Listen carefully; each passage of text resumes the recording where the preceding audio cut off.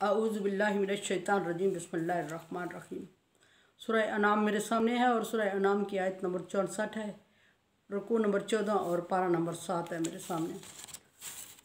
पीछे अल्लाह तबारक व तआला ने नबी सल्लल्लाहु अलैहि वसल्लम को ख़िताब करते हुए फरमाया कि मुनकरीन इस्लाम से ये पूछें कि पानी के अंधेरे में जब तुम डूब जाते हो या कश्तियाँ चलाने लगते हो या किसी और वजह से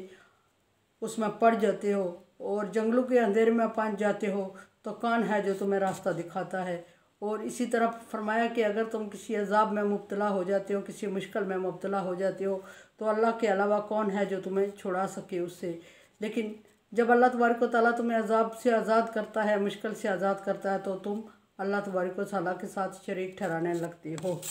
देखते हैं कि अगली आयत में अल्लाह तबारक व तआला क्या फरमा रहे हैं। अल्लाह तबारक व तआला फरमा रहे हैं कि मैं तुम्हें हर तरह के अजाब से निजात दिलाता हूँ ताकि तुम शुक्रगुजार बंदे बन जाओ, लेकिन तुम ऐसा नहीं करते। और नबी आप उनसे पूछें अलिल्लाहि युनज्जीकुम मिनहा व मिन कुल्ली करबिन सुम्मा अंतुम तुशरिकून, कि तुम ज़रा सोचो कि किसी अजाब में, किसी मुश्किल में, किसी बीमारी में, किसी तूफ़ान में जब मुब्तला हो जाते हो तो अल्लाह के अलावा कोई है जो तुम्हें उस मुश्किल से निकाले या उस अजाब से निजात दिलाए या उस बीमारी से छुटकारा दिलाए, या कोई और किसी तरह की माली परेशानी आ जाती है, मुश्किलात आ जाती हैं तो क्या उससे कोई छुटकारा देने वाला है तुम्हें? कोई भी नहीं। जवाब आएगा नबी कि कोई भी नहीं देने वाला, कोई भी छुटकारा देने वाला नहीं है। उस वक्त सबकी ज़बान पे आएगा कि अल्लाह तबारक व तआला ही छुटकारा देने वाले हैं। तो फिर अल्लाह तबारक व तआला यहाँ सवाल करते हैं कि जब मैं ही सब कुछ करने वाला हूँ तो फिर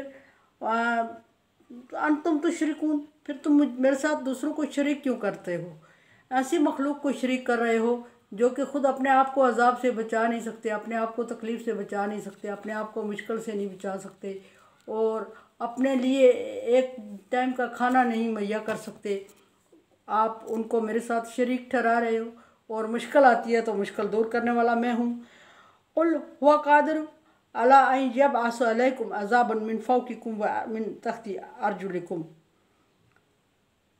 ए नबी आप उनको दूसरी बात ये बताएं कि अल्लाह तबारक व तआला इस चीज़ पर कादिर है कि वो तुम्हें आसमान से तुम्हारे ऊपर अजाब को मुसल्लत कर दे, नाजल कर दे, और ज़मीन से तुम्हारे लिए अजाब को उगा दे, और तुम्हारे सरों से और तुम्हारे पाँव के नीचे से तुम्हारे लिए अजाब ही अजाब नाजल कर दे और हर तरह के अजाब में तुम्हें मुब्तला कर दे। अल्लाह तबारक व तआला इस चीज़ पर कादिर है। लेकिन कुदरत रखने के बावजूद अल्लाह तबारक व तआला मुनकरीन इस्लाम को तरह तरह के दलाइल दे रहे हैं और अजाब नाजल नहीं कर रहे। इसकी वजह क्या है? इसकी वजह अल्लाह तबारक व तआला फरमा रहे हैं कि हर चीज़ का एक वक्त मुकर्रर है और इनके लिए अभी अजाब का वक्त मुकर्रर नहीं है। दूसरी बात यह कि इनकी नस्लों में अभी ऐसे लोग पैदा होने वाले हैं जो कि अल्लाह तबारक व तआला की इबादत करेंगे और अल्लाह को माबूद मानेंगे और अल्लाह के फरमाबरदार बंदे होंगे। फरमाया कि यब अर्जुलकुम वयलबिसु, और अल्लाह ये चाहता है यलबिसु शिया वयुज़्ज़िकु बाज़कुम बाज़, और अल्लाह ये भी करने पर कादिर है कि तुम्हें ग्रोह ग्रोह तकसीम कर दे, तुम्हें फ़िरकाबाजी में बट जाओ तुम और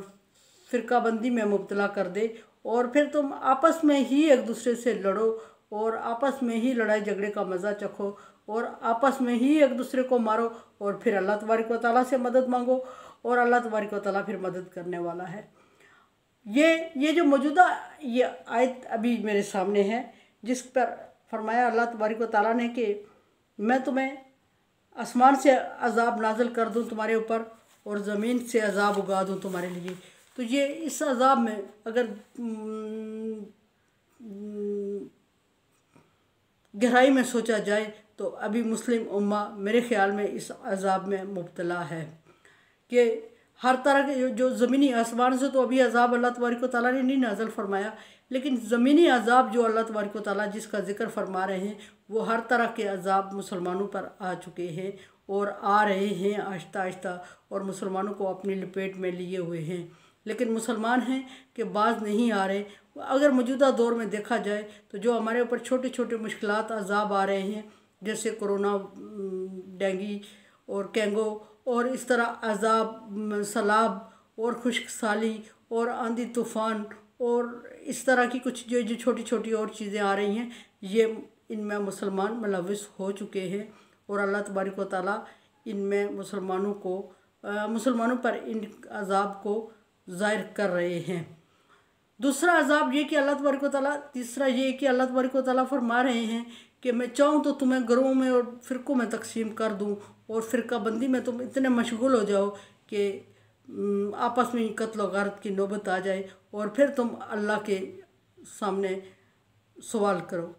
तो मुझे ये लग रहा है कि मेरे ख्याल में हमारा फ़िरका बंदी इतनी शुरू हो चुकी है कि ठीक है कि बज़ाहिर जब हम दबाव में आके, हुकूमती दबाव में या बड़े किसी मसलियात के तहत बैठते हैं तो फिर एक दूसरे से कुछ हद टाइम तक बर्दाश्त कर भी लेते हैं, लेकिन जब निकलते हैं बाहर तो हम हर फ़िरका एक दूसरे को बर्दाश्त करने का रवादार नहीं है और हर एक दूसरे को काफिर, मुनाफिक और पता नहीं क्या क्या अलकाबात दे रहा है और इस तरह मुसलमानों को अल्लाह तबारक व तआला ने अज़ाब में मुब्तला किया हुआ है। फ़िरका बंदी इस्लाम में फैल गई है और दुनिया में ये सारी चीज़ें चूँकि मुसलमानों पर ही फैल रही हैं और मुसलमान ही इससे मुतासर हो रहे, इसलिए लगता है कि ये अल्लाह तबारक व तआला अपने इस वादे को पूरा कर रहा है। और उनज़िर कैफ़ा नुफ़स्सिलुल आयात लअल्लकुम यफ़क़हून, फिर अल्लाह तबारक व तआला नबी सल्लल्लाहु अलैहि वसल्लम से फरमा रहे हैं कि देखो मैं किस तरह फेर फेर के तुम्हारे सामने, अल्लाह तबारक व तआला फरमा रहे हैं कि किस तरह खोल खोल के और फेर फेर के तुम्हारे लिए आयात ला रहा हूँ ताकि तुम समझ सको, लेकिन तुम्हें समझ नहीं आ रही है। यफ़क़हून ताकि वो समझे लेकिन वो समझ नहीं रहे हैं। अल्लाह तबारक व तआला ने इंसान को पैदा किया जब, तो किसी एक मज़हब और मुस्लिम इस्लाम पे पैदा किया था और इस्लाम पे पैदा करने के बाद जो मौजूदा हमारी इस्लाम की कैटेगरीज़ हैं, अगर गैर मुस्लिमों को छोड़ के इस्लाम की कैटेगरीज़ को देखा जाए तो इस्लाम की कैटेगरीज़ अल्लाह तबारक व तआला ने जो बयान की है अभी, ये निशानी कि मैं चाहूँ तो तुम्हें फ़िरक़ों में तकसीम कर दूँ और आपस में एक दूसरे को लड़ाई झगड़े में मार दाड़ करके एक दूसरे को कत्ल व गारत पर नौबत आ जाए, तो वो चीज़ें अभी इस वक्त में जो हम सामना कर रहे हैं उन चीज़ों का सामना कर रहे हैं। तो कोशिश ये और बड़ी बात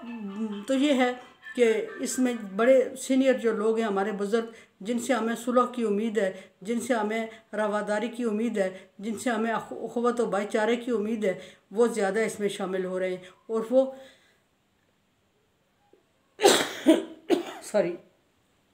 वो ज़्यादा शामिल हो रहे हैं और ये ज़्यादा ख़तरनाक बात है हमारे लिए, क्योंकि जो नौजवान तबका है, जो बड़े आदि उम्र के लोग हैं, उनके पास चूँकि ना नफ़क़ा कमाने की से फ़ुर्सत ही नहीं है और वो घरों में तवज्जो कम दे रहे हैं। जब वो घरों में तवज्जो कम दे रहे हैं तो जो बच्चे हमारे हैं वो उनके रहम व करम पर होते हैं, दादाओं के रहम व करम पे होते हैं और दादा हमारे ये फ़िरका वारियत ज़्यादा बच्चों में, जिसको कहते हैं कि कूट कूट के भर रहे हैं और बच्चों में नफ़रत और मुनाफरत पैदा हो रही है और बच्चे एक दूसरे के मज़हब को एक दूसरे के मसलक को कबूल नहीं कर रहे हैं। सारे मुस्लिम होने के बावजूद एक दूसरे को काफिर कह रहे हैं और कत्ल गारत और लड़ाई झगड़े की नौबत आ रही है और नौजवान पार्टी जब इसमें मुलव्वस हो रही है, बुज़ुर्ग इसमें हमायत का हमदर्दी कर रहे हैं उनको और मेंटली तैयार कर रहे हैं। और मैं पहले भी एक दफ़ा अर्ज़ कर चुकी हूँ कि 80 साला बाबा थे और उनकी नमाज कज़ा हो रही थी और उन्होंने पूछा कि ये मस्जिद किसकी है। जब बताया गया कि ये मस्जिद अहले हदीस की है तो उन्होंने नमाज कज़ा करना मुनासिब समझी, नमाज को कज़ा किया, लेकिन अहले हदीस की मस्जिद में नमाज नहीं पढ़ी। और उनके साथ जो उनका पोता था वो क्या सोचेगा, उस पोते के जो दोस्त थे उनके जहन पे क्या असर पड़ा हुआ होगा। तो ये जो छोटी छोटी मुनाफरत और फ़िरका वारियत ये जो चल रही है, तो अल्लाह तबारक व तआला ने जो फरमाया कि मैं तुम्हें गिरोहों और फ़िरक़ों में तकसीम करके आज़मा लूँ और तुम आपस में ही एक दूसरे पे मार दाड़ और कत्ल गारत करने लगो, मुझे लगता है कि ये वो वक्त होगा। और वालिदैन को चाहिए कि अपने बच्चों को ख़ुसूसी तवज्जो दें और जहाँ वो दुनियावी इल्म सिखाने के लिए इतनी तगोदो करते हैं, इतनी मेहनत और मशक्क़त करते हैं और इतना पैसा खर्च करते हैं और बाहर के मुल्कों तक बच्चों को भेजते हैं और उनको दुनिया के लिए एक मुकम्मल और कामयाब इंसान बनाने की कोशिश करते हैं, वहाँ थोड़ा सा वक्त बच्चों को मजहबी हवाले से भी दें ताकि बच्चे मुतनफ़र ना हों। बुज़ुर्ग चूँकि इस मामले में ज़्यादा मुलव्वस है, और बुज़ुर्ग चूँकि कहते हैं कि बुज़ुर्ग और बच्चा एक होता है। चूँकि बुज़ुर्गों की सोच थोड़ी सी सख्त इस मामले में, मजहबी रवैया उनका सख्त है, और वो सख्त रवैया अपनी थर्ड नस्ल में जनरेट कर रहे हैं, और जब पोतों में वो जनरेट कर रहे हैं, वो चीज़ें जनरेशन में दे रहे हैं, तो बेटे उनके साइड पे रह जाएंगे और पोतों का नुकसान हो जाएगा। और इससे हमारी मजहबी मुनाफरत बढ़ रही है, और नफ़रतें बढ़ रही हैं, और फ़िरका वारियत बढ़ रही है, और कत्ल व गारत बढ़ रही है, और बेचैनी बढ़ रही है, और नफ़रतें और दूसरी चीज़ें जो कत्ल व गारत तक नौबत आ रही है। और सरेआम एक बच्चा दूसरे को गैर मुस्लिम, काफिर और मुनाफिक और ये वो कह के पुकारता है, और किसी के हाथ का खाना नहीं खाता, किसी के हाथ से कोई चीज़ नहीं लेता। क्यों पूछा जाए तो कहते हैं कि ये मुस्लिम नहीं है। भैया आपके पास क्या प्रूफ है? किसी के पास कोई दलील नहीं है कि दूसरे को काफिर कह सके।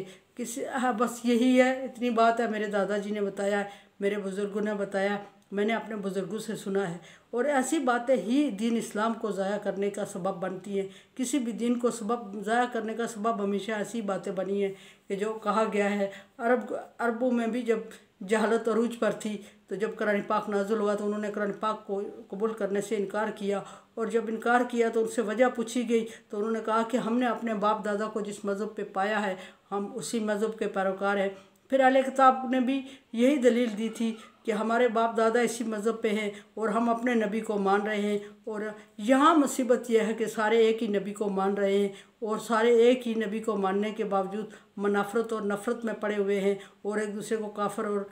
पता नहीं क्या क्या अलकाबात दे रहे हैं, और बेचैनी और बेबसी की कैफियत है। और हर